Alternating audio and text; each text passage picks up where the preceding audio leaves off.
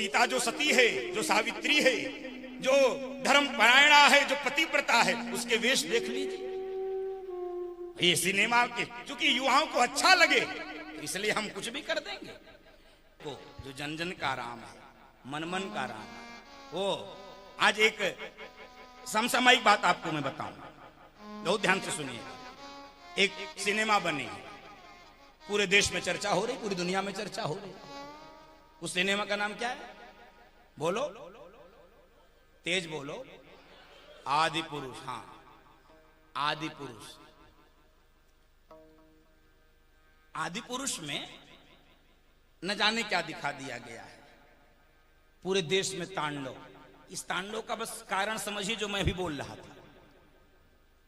सब स्वीकार कर लेगा ये देश। आप खिलवाड़ कर लो चंद्रकांता के साथ, स्वीकार कर लिया जाएगा। आप बाद के राजा रानी की कहानियों के साथ खिलवाड़ कर लो, परिवर्तन कर लो, स्वीकार कर लिया जाएगा। इस देश में राम व उनकी लीला के साथ खिलवाड़ करोगे तो इस देश को स्वीकार नहीं है। आप चाहे कितने भी बड़े क्यों ना हो, यह इस देश को स्वीकार नहीं है। और प्रिय श्रोताओं, गलतियां किसी से हो सकती हैं। मनुष्य गलती के लिए बना है। गलती मान लेने वाला बड़ा हो जाता है, लेकिन मानते समय यदि मन में तर्क वितर्क कुतर्क की संभावना है तो यह भी श्रोता समाज समझता है, दर्शक समझता है कि नहीं, ये गलती मान नहीं रहा है, केवल बोल रहा है। मानना बोलना दोनों में अंतर होता है। अब सुनिए, तर्क क्या दिया गया। बड़ी प्रासंगिक बात आपसे करूंगा। तर्क क्या दिया गया? तर्क क्या दिया गया? तो क्यों हमारे चित्त में उतरता नहीं? हमारे लिए तो मनोरंजन का विषय है। जैसे सारा लीला, जैसे सारा नाटक, जैसे सारा सिनेमा हो वैसा। इसलिए तो कह दिया उस लेखक ने, सामान्य रूप से कह दिया कि इसलिए हमने वो जनरेशन के हिसाब से हमने पिक्चर बनाई है, जनरेशन के हिसाब से हमने राम को बनाया है, राम को प्रस्तुत किया है। मेरी व्यासपीठ प्रार्थना करती है, जनरेशन के हिसाब से राम को मत बदलिए, पूरी जनरेशन को रामायण के हिसाब से बनने दीजिए, राम के हिसाब से बनने दीजिए। जनरेशन के हिसाब से राम व रामायण को मत बदलिए, जनरेशन को राम व रामायण के हिसाब से बनाइए, तब कुछ परिवर्तन होगा। यहाँ ठीक उल्टा काम होता है। राम को जनरेशन के हिसाब से बदल देंगे। वाह, सीता जो सती है, जो सावित्री है, जो धर्म परायणा है, जो पतिव्रता है, उसके वेश देख लीजिए। ये सिनेमा के क्योंकि युवाओं को अच्छा लगे तो इसलिए हम कुछ भी कर देंगे। मैं जिस बात को उठाया, ये हिंदू जन मन को स्वीकार नहीं है, भारतीय जन मन को स्वीकार नहीं है। मैं भारतीय शब्द प्रयोग करता हूं। वो किसी भी जन को मन को स्वीकार नहीं है। राम के चरित्र व राम की लीला के साथ खिलवाड़।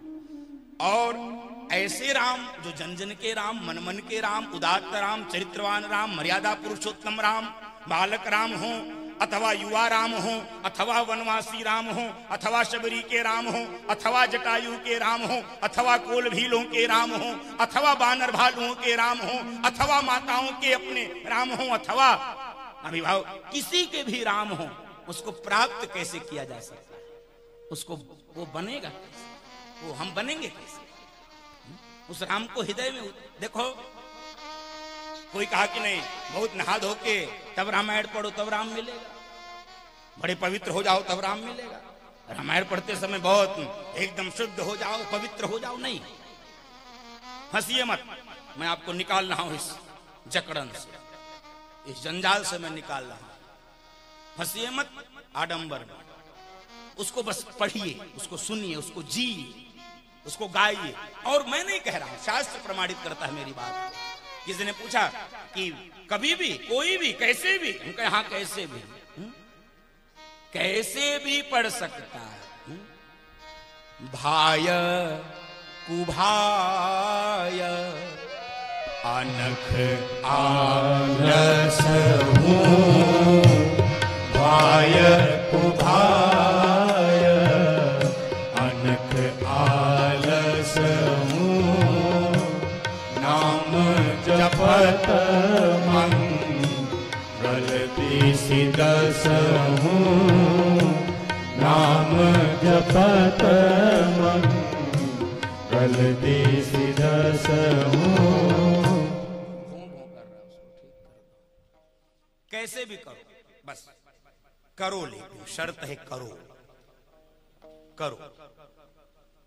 और देखिए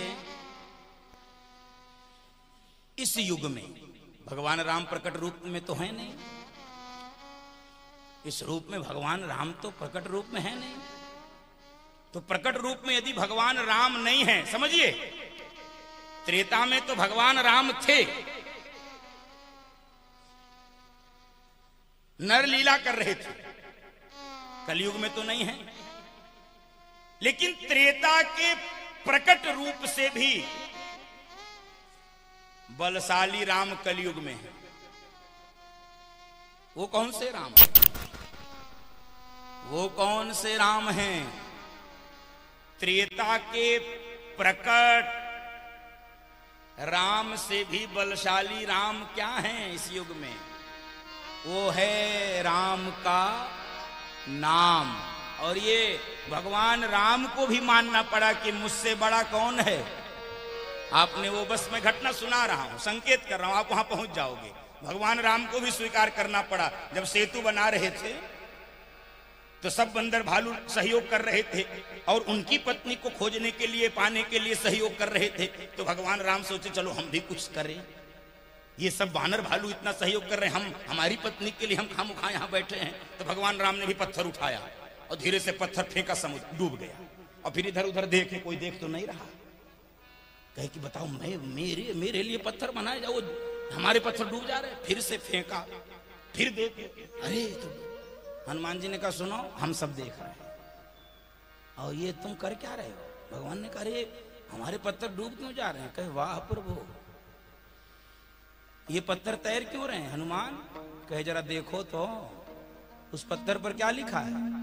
क्या लिखा है? राम।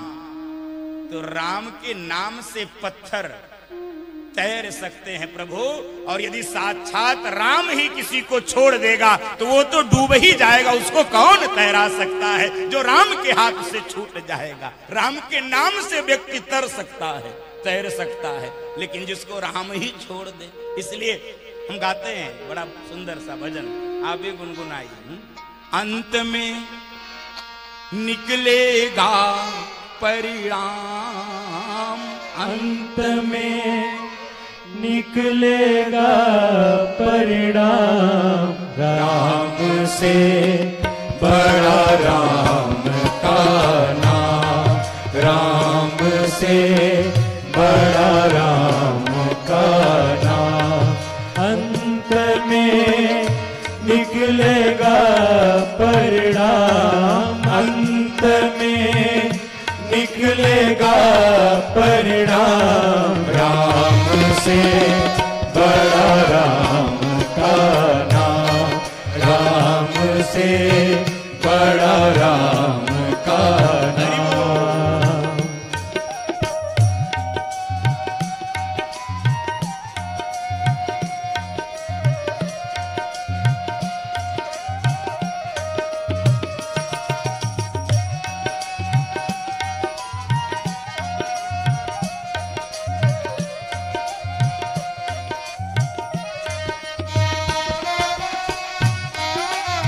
बजाइए एक बार, आपको आनंद आएगा। बजा तो बात भी नहीं करोगे, नींद भी नहीं आएगी। बजा। वो अभिमानी डूबते देखे जिनके मुख नहीं राम। वो अभिमानी डूबते देखे जिनके मुख नहीं राम। वो पत्थर भी तैरते देखे, वो पत्थर भी तैरते देखे जिन पे लिखा श्री राम। राम से बड़ा राम का नाम, राम से बड़ा राम का नाम। अंत में निकलेगा परिणाम, अंत में निकलेगा परिणाम। परिणाम, राम से बड़ा राम का नाम।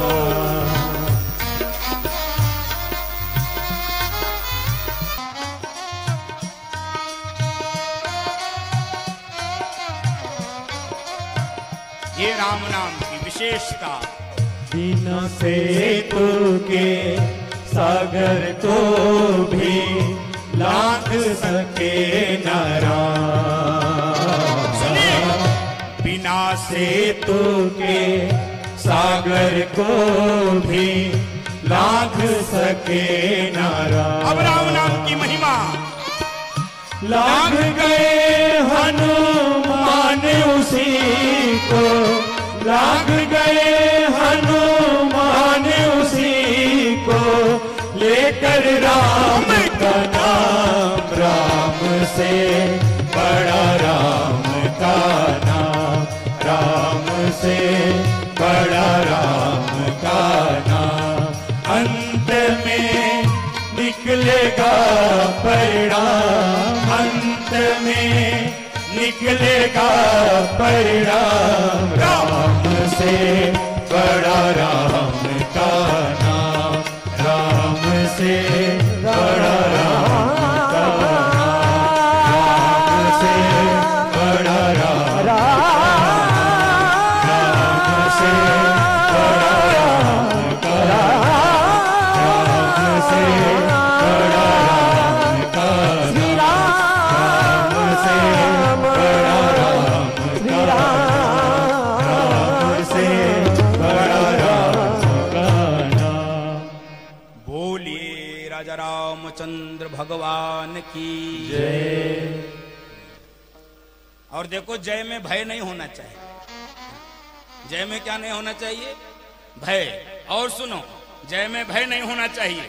और जो राम की जय करता है उसके जीवन से भय निकल जाता है, वो अभय हो जाता है। अभयम सत्व संशुद्धि।